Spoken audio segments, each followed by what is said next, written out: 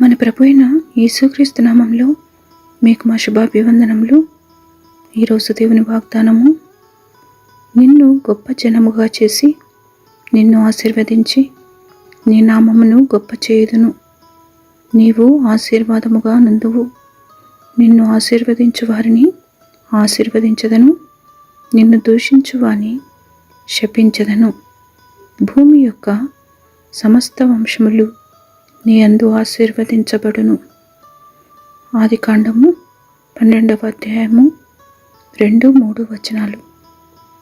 I will make you a great nation.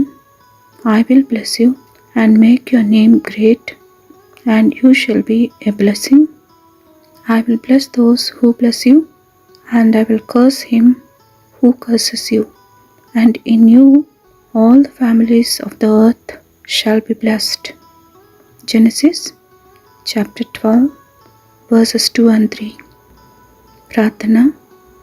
ప్రేమగల తండ్రి, మహోన్నతుడవైన దేవుడవై ఆశ్చర్యక్రియలు జరిగించేవాడవని మీ ఉన్నతమైన నామమునకు వందనాలు.